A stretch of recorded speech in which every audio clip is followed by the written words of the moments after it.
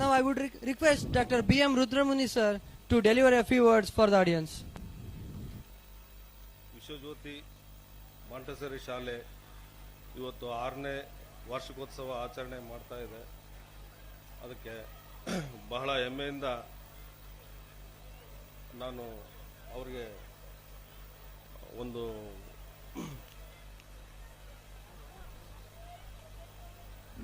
ಅಭಿನಂದನೆಗಳನ್ನು ಸಲ್ಲಿಸುತ್ತಾ ವೇದಿಕೆ ಮೇಲೆ ಇರ್ತಕ್ಕಂಥ ಗಣ್ಯರಿಗೆ, ಬಸವರಾಜ ಪಾಂಡವರಿಗೆ ಹಾಗೂ ರವಿಕುಮಾರ್ ಅವರಿಗೆ ಹಾಗೂ ನನ್ನ ಆತ್ಮೀಯ ಗೆಳೆಯನಾದ NG ಲಿಂಗಣ್ಣ ಅವರಿಗೆ ಈ ಮಾಂಟೆಸರಿ ಶಾಲೆ ಬಗ್ಗೆ, ಮಾಂಟೆಸರಿ ಪದ್ಧತಿ ಬಗ್ಗೆ ಒಂದೆರಡು ಮಾತು ಹೇಳ್ತೇನೆ.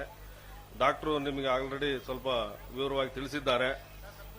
ಈಗ 6 ವರ್ಷದ ಕೆಳಗಡೆ ಈ ಮಾಂಟೆಸರಿ ಪದ್ಧತಿ ನಾವು ಆಮೇಲೆ ಎಲ್ಲ ಈ ಸಂಸ್ಥೆಯವರು ನಾವು ಎಲ್ಲ ಕಲಿತು ತಗೊಂಡು ಬಂದಿರೋದು. ಅಂದ್ರೆ ಈ ಪದ್ಧತಿಯನ್ನ ಅಳವಡಿಸಿದರೆ ಮಕ್ಕಳಲ್ಲಿ ಏನಾದರೂ ಬದಲಾವಣೆ ಆಗಬಹುದು ಅಂತೇಳಿ ಒಂದು ಉದ್ದೇಶಪೂರ್ವಕವಾಗಿ ಈ ಪದ್ಧತಿಯನ್ನ ಅಳವಡಿಸೋದಕ್ಕೆ ನಮ್ದು ಒಂದು ಶಾಲೆಯನ್ನ ನಾವು ತೆರೆದಿದ್ದೇವೆ. ಅವರು ಎಲ್ಲರೂ ಸಹಕಾರದಿಂದ ಈ ಒಂದು ಮಾಂಟೆಸರಿ ಪದ್ಧತಿಯನ್ನ ಒಂದು ಒಳ್ಳೆ ಒಂದು ಪದ್ಧತಿ ಅಂತೇಳಿ ನಾವು ತಗೊಂಡಿದ್ದೇವೆ. ಮಾಂಟೆಸರಿ ಪದ್ಧತಿಯಲ್ಲಿ ಮಕ್ಕಳ ಬೆಳಿಬೇಕಾದ್ರೆ ಬಹಳ ಡಿಸಿಪ್ಲಿನ್ ಮತ್ತು ಅವರು ಇಂಡಿಪೆಂಡೆಂಟ್ ಆಗಿ ಬೆಳೆಯೋದಕ್ಕೆ ಒಂದು ಅವಕಾಶ ಇರುತ್ತೆ.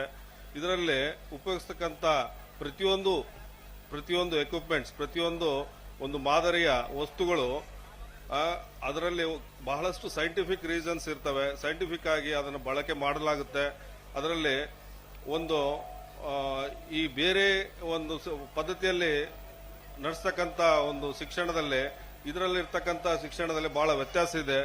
ಮಾಂಟೆಸರಿ ಪದ್ಧತಿಯನ್ನ ಅದರಲ್ಲಿರ್ತಕ್ಕಂಥ ವೈಜ್ಞಾನಿಕ ಹಿನ್ನೆಲೆಯಲ್ಲಿ ಟಚ್ ಅಂಡ್ ಫೀಲ್ ಅಂತೇಳಿ, ಆಕ್ಚುಲಿ ಅದು ಮುಟ್ಟಿದ್ರೆ ನಮಗೆ ನಮ್ಮ ಎನರ್ಜಿ ಪಾಸ್ ಆಗಿ ಬ್ರೈನ್ ಸೆಲ್ಸ್ ಮಲ್ಟಿಪ್ಲಿಕೇಶನ್ ಸ್ಟಾರ್ಟ್ ಆಗುತ್ತೆ.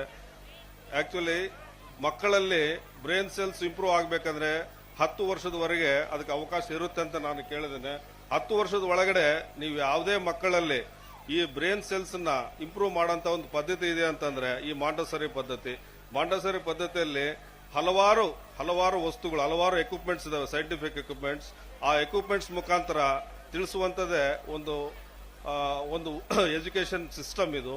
ಈ ಸಿಸ್ಟಮ್ ಅಲ್ಲಿ ಬೆಳೆದಂತ ಮಕ್ಕಳು ಮುಂದೆ ಅತ್ಯುನ್ನತ ಪದವಿಗೆ ಹೋಗ್ತಾರೆ ಅಂತೇಳಿ ನಾನು ಹೇಳಬಲ್ಲೆ. ಯಾಕಂದ್ರೆ ನೀವು ಮಾಂಟೆಸರಿ ಪದ್ಧತಿಯಲ್ಲಿ ಇರ್ತಕ್ಕಂಥ ಮಕ್ಕಳು ಬೇರೆ ಸ್ಕೂಲಲ್ಲಿ ಇರ್ತಕ್ಕಂಥ ಮಕ್ಕಳಿಗೆ ನೀವು ಕನಿಷ್ಠ 2 ವರ್ಷ 3 ವರ್ಷ ಆದ್ಮೇಲೆ ನೀವು ಅವರನ್ನ ಕಂಪೇರ್ ಮಾಡಿ ನೋಡಿ, ನಮ್ಮಲ್ಲಿ ಕಲಿತಂತ ವಿದ್ಯಾರ್ಥಿಗಳಿಗೆ ಎಷ್ಟು